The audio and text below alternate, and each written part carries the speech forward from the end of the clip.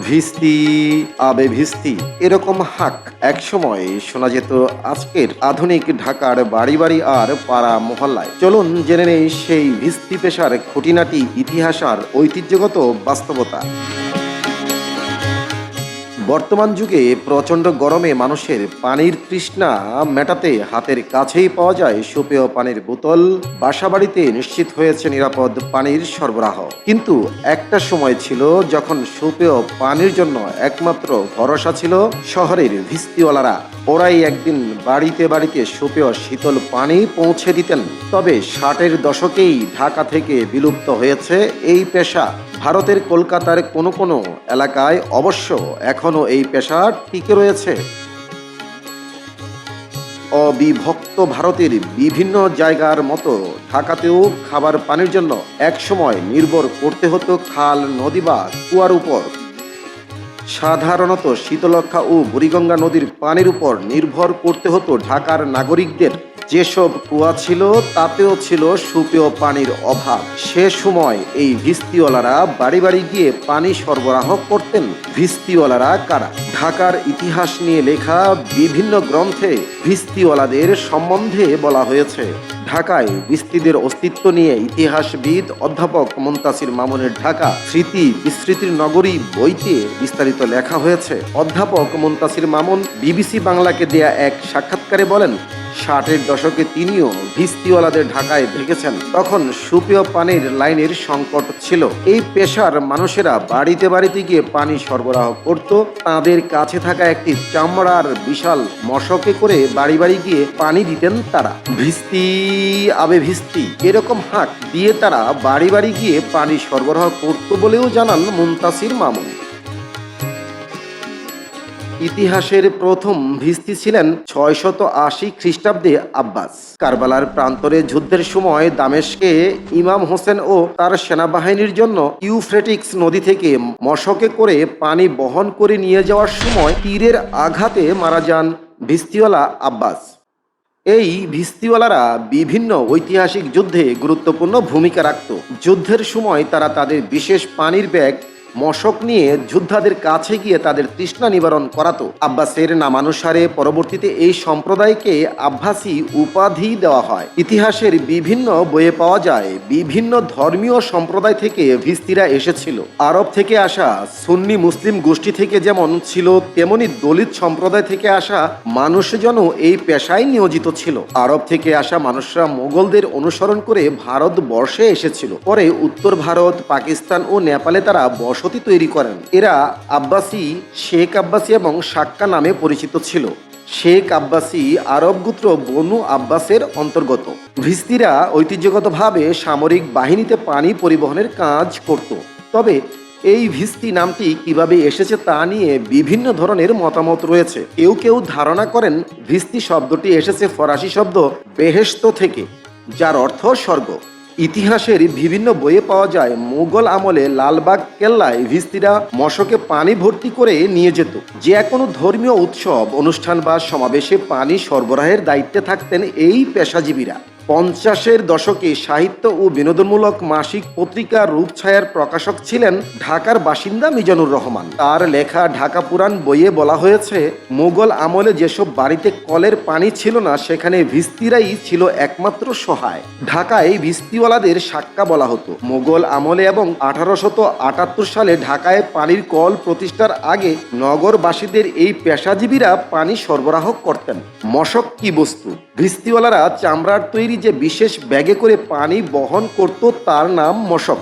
এই ব্যাগগুলো ছাগলের চামড়া দিয়ে বিশেষ দক্ষতায় তৈরি করতেন ভিস্তিরা। ইতিহাসবিদদের মতে মুসলিমদের ধর্মীয় উৎসব কুরবানির ঈদে যেসব ছাগল জবাই করা হতো তাদের চামড়া নিয়ে বানানো হতো মশক। বিশেষ প্রক্রিয়া অবলম্বন করে বাছাইকৃত ছাগলের চামড়া থেকে দুর্গন্ধ এবং জীবাণু দূর করা হতো। 20 দিন পানিতে ভিজিয়ে রেখে পরে শুকানো হতো। মহিষের চর্বি দিয়ে ঘষে পানি রোধী করা হতো এই চামড়া। সাদা সুতার সাথে বিশেষ ধরনের মোম ব্যবহার করে বিশেষ ব্যাগ মশক তৈরি করত কারিগররা। চামড়ার তৈরি এই মশকটি বেশ ভারী ছিল। এক একটি মশকের প্রায় 30 লিটারের মতো পানি ধারণ ক্ষমতা ছিল। কিন্তু ভিস্তিওয়ালাদের আয় ছিল সামান্যই। ভিস্তিওয়ালাদের সংগঠন আধুনিক বিশ্বে শ্রমিক ইউনিয়নের ধারণা প্রতিষ্ঠার আগেই মোগল আমলে ঢাকাতে এই ভিস্তিওয়ালা বা সাক্কাদের নিজস্ব সংগঠন ছিল। মিজানুর রহমানের ঢাকা পুরাণ বইটিতে বলা হয়েছে সাক্কা বা ভিস্তিওয়ালাদের একটি সংস্থা ছিল। এর প্রধানকে বলা হতো নওয়াব ভিস্তি। তাদের নিজস্ব পঞ্চায়েত ব্যবস্থাও প্রচলিত ছিল। পুরান ঢাকায় যে এলাকায় এই পেশাজীবীদের বসবাস ছিল সেই এলাকার নাম হয়ে যায় সাক্কাটলি। পরবর্তীতে সাক্কাটলি নামে পরিচিত হয় এ এলাকা।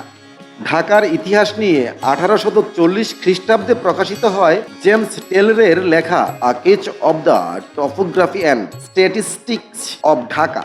বইটিতে বলা হয়েছে 1830 সালে ম্যাজিস্ট্রেট হেনরি ওয়াল্টার্স এক আদমশুমারিতে মুসলমানদের পেশাভিত্তিক একটি তালিকা তৈরি করেছিলেন, যাতে ভিস্তিদের 10টি গৃহপল্লীর কথা উল্লেখ করা হয়েছিল।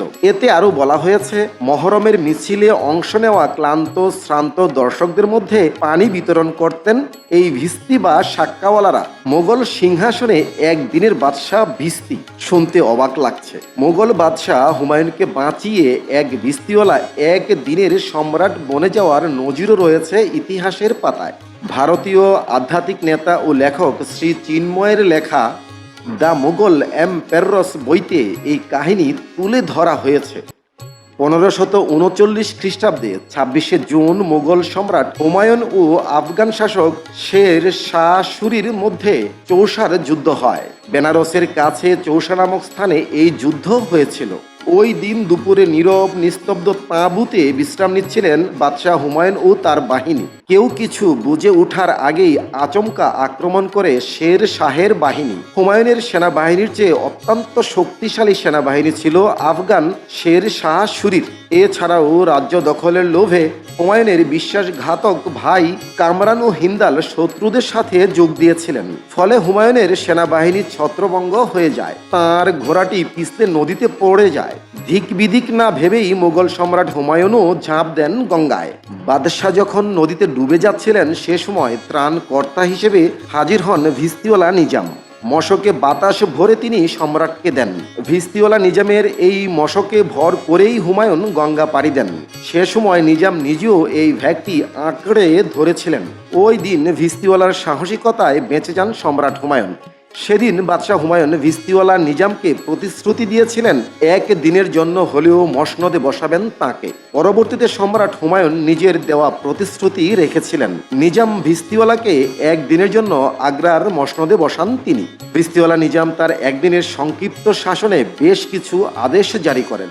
নিজের মশককে ছোট ছোট টুকরো করে কেটে সেগুলোতে স্ট্যাম্প লাগিয়েছিলেন একদিনের মুঘল সম্রাট নিজাম। সেসব স্ট্যাম্পে নিজের নাম এবং রাজ্য অভিষেকের তারিখ লিপিবদ্ধ করে মুদ্রা জারি করেন তিনি। এভাবেই একজন ভিস্তিওয়ালা তার একদিনের সাম্রাজ্য শাসন স্মরণীয় করে রাখেন। সাহিত্যেও রয়েছেন ভিস্তিওয়ালারা। বাংলার কবি সাহিত্যিক চিত্রশিল্পীদের তুলি ও কলমেও বিভিন্ন সময়ে এই ভিস্তিওয়ালাদের কথা উঠে এসেছে। রবীন্দ্রনাথ ঠাকুর, সুকুমার রায়, শামসুর রহমান, হুমায়ুন আহমেদ, চিত্রশিল্পী হাশেম খানের সৃষ্টিতে এই পেশাজীবীদের উপস্থিতি রয়েছে। সুকুমার রায়ের আবোল তাবোল বইয়ে প্রকাশিত হয়েছিল নেরা বেলতলায় যায় কবার, লাখোবার যায় যদি সে যাওয়া তার ঠেকায় কিসে, ভেবে পাই না তাই দিশে নাই কি কিচ্ছু উপায় তার। এ কথা যেমনই বলা, রোগা এক ভিস্তিওয়ালা টিপ করে বাড়িয়ে গলা প্রণাম করলো দুপায়ে তার। এভাবেই ভিস্তিওয়ালাদের কথা বলেছেন কবি সুকুমার রায়। স্বয়ং রবীন্দ্রনাথ ঠাকুর জুতা আবিষ্কার কবিতায় ভিস্তিদের কথা উল্লেখ করেছেন, তাও আবার লাখে লাখে। তিনি লেখেন, তখন বেগে ছুটছিল ঝাঁকে ঝাঁক মশক কাখে 21 লাখ ভিস্তি, পুকুরে বিলে রহিল শুধু পাঁক, নদীর জলে নাহিক চলে কিস্তি। কবি শামসুর রহমান তার স্মৃতির শহর বইয়ে ঢাকা শহরে তার শৈশবের স্মৃতিচারণ করেছেন। এই বইটিতে তিনি 30-এর দশকে তার দেখা ভিস্তিওয়ালাদের কথা বর্ণনা করেছেন এভাবে: রোজ মশক ভরে দুবেলা পানি দিয়ে যেত আমাদের বাড়িতে। কালো মোষের পেটের মতো ফুলা ফুলা মশক পিঠে বয়ে আনতো ভিস্তি। তারপর মশকের মুখ খুলে পানি ঢেলে দিত মাটি কিংবা পিতলের কলসির ভেতরে। মনে আছে ওর থ্যাবরা নাক, মাথায় কিস্তি টুপি, মিশমিশে কালো চাপ দাড়ি আর কোমরে জড়ানো পানি ভেজা গামছার কথা। যেভাবে বিলুপ্তির পথে এই পেশাজীবীরা। অষ্টাদশ শতাব্দী পর্যন্ত ঢাকায় সুপেয় পানির স্থায়ী ব্যবস্থা ছিল না। তখনকার ঢাকা জেলা কালেক্টরকে সুপেয় পানির জন্য 150 রুপি বরাদ্দ দেওয়া হতো, অথচ মাত্র 2 রুপিতে সে সময় চাল পাওয়া যেত। স্বাস্থ্যসম্মত পানির অভাবের জন্যই এত বিপুল পরিমাণ অর্থ সে সময় বরাদ্দ দেওয়া হতো, কারণ সে সময় সুপেয় পানির অভাবে কলেরার প্রাদুর্ভাব ছিল বেশি। অধ্যাপক মুনতাসির মামুনের ঢাকা সমগ্র গ্রন্থে বলা হয়েছে, 1871 সালে বিশুদ্ধ পানি সরবরাহের জন্য ঢাকাবাসীদের নিয়ে একটি কমিটি গঠন করা হয়, কিন্তু কাজ চলে খুবই ধীর গতিতে। নবাব আব্দুল গনি ও তার ছেলে খাজা আহসানুল্লাহ সম্মিলিতভাবে সুপেয় পানির ব্যবস্থা করার জন্য 1 লাখ টাকা দান করেন। নগরবাসীর উপর করের বোঝা দেওয়া হবে না এই শর্তে নবাব আব্দুল গনি টাকা দিয়েছিলেন, কিন্তু নানা জটিলতায় আটকে যায় কাজ। পরে 1874 সালে আগস্ট মাসে রাজ প্রতিনিধি লর্ড নর্থ ব্রুক ঢাকায় ওয়াটার ওয়ার্কসের ভিত্তি স্থাপন করেন।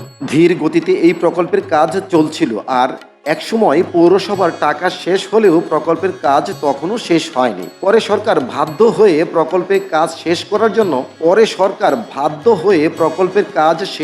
জন্য আরও 95,350 টাকা দেওয়ার প্রতিশ্রুতি দেন। অবশেষে 1878 সালে 1,95,000 টাকা ব্যয়ে এই প্রকল্পের কাজ শেষ হয়। এই প্রকল্প থেকে দৈনিক পানি সরবরাহের ক্ষমতা ছিল 2 লাখ গ্যালন। এর মাধ্যমে ঢাকায় প্রথমবারের মতো বিশুদ্ধ পানি সরবরাহের কাজ শুরু হয়। পরবর্তীতে 1963 সালে ঢাকায় ওয়াসা নির্মাণের ফলে সুপেয় পানির আর অভাব রইল না। এতে নগরবাসীর সুপেয় পানি সহ স্বাস্থ্যসম্মত পানির অভাব ঘুচে যায়। 60-এর দশক পর্যন্ত মোটামুটি দাপটের সাথেই ভিস্তিওয়ালারা ঢাকায় পানি সরবরাহের এই কাজ করেন। ইতিহাসের বিভিন্ন বইয়ের তথ্য অনুযায়ী 1968 সালের পর থেকে মূলত ঢাকায় ধীরে ধীরে এই পেশাজীবীদের অস্তিত্ব বিলীন হতে থাকে। তবে ভারতের কলকাতার বেশ কয়েকটি এলাকায় এখনও এই পেশাজীবীর কয়েক ঘর ধুঁকে ধুঁকে টিকে রয়েছে। রবিন মাঝার, বিপিসি বাংলা। বিপিসি বাংলা, সংবাদের আস্থা।